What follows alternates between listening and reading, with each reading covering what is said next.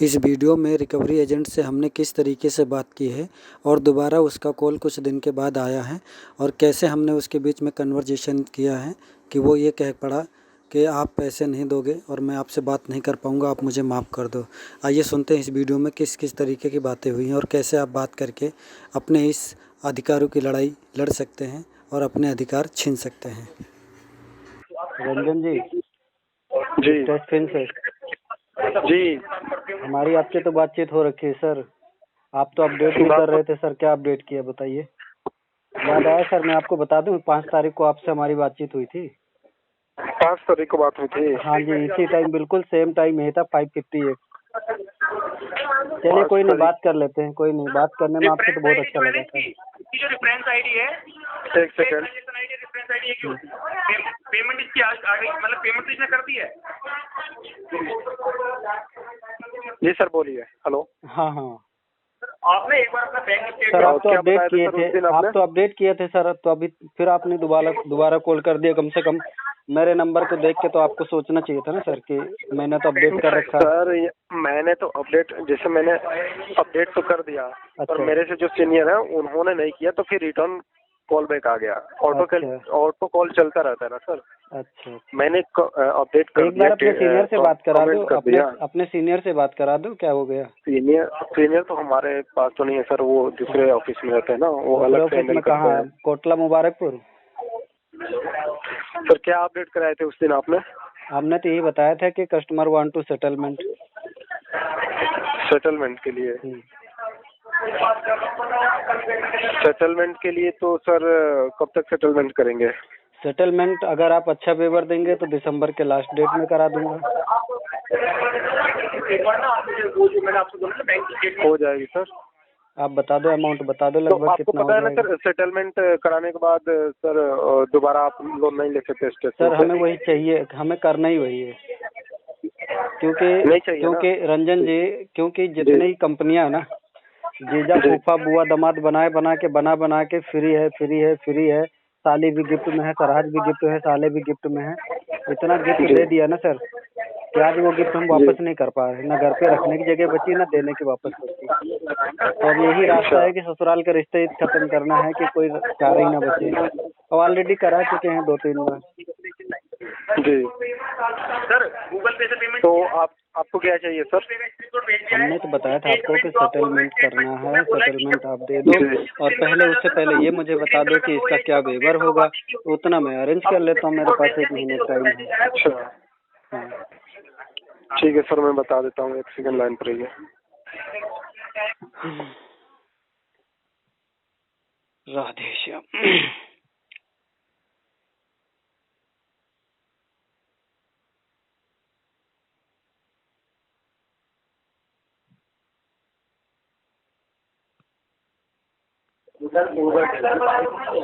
आपने फ्रेंड से कराया ना, तो आप उनसे बोलिएगा स्टेटमेंट आता है, स्टेटमेंट सेंड कर देंगे तो वो भी अच्छा है। हेलो जी जी सर, आपका सेटलमेंट अमाउंट हो रहा है यहाँ पे 1,23,091 रुपया। अच्छा जी, सारा इंटरेस्ट हटाकर जो भी चार्ज लगा ये सारे हटाकर इतना आपको पे करना होगा सर। अच्छा रंजन जी, एक चीज पूछें आपसे, बुरा मत ना माने तो।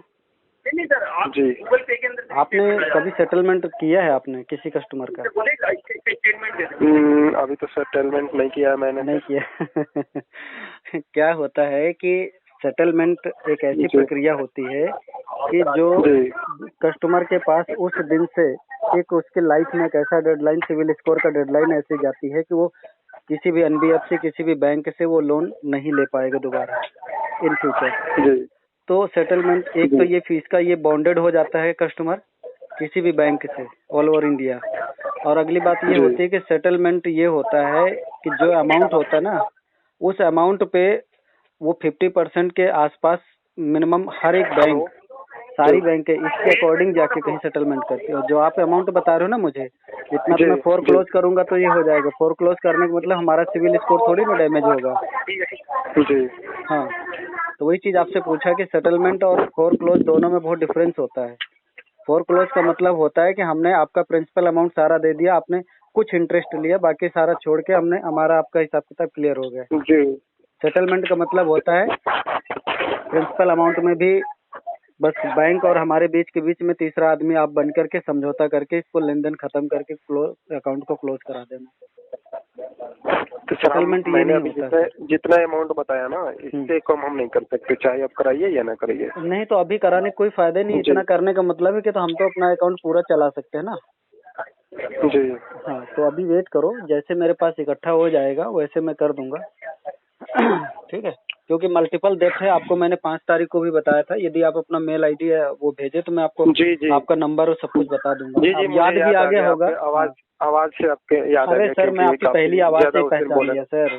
हाँ उस दिन काफी ज्यादा बोल रहे थे ना, मुझे अभी याद आया। हाँ, बहुत ज्यादा बोलने की हाँ, आदत ही पड़ गई सर। मैंने आपको वही बताया ना कि लोगों ने मल्टीपल हाँ। डेप्थ है, एक तो मेरे 5-6 कार्ड के।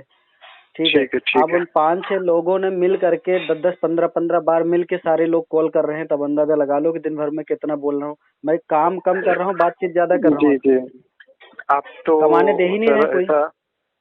जी अभी इस महीने मैंने ठीक इंडियन है। बैंक का सेटलमेंट किया है। मेरा 1,37,000 रुपये का था, राइट ऑफ की पोजीशन में था, 180 डीपीडी से प्लस था हमारा।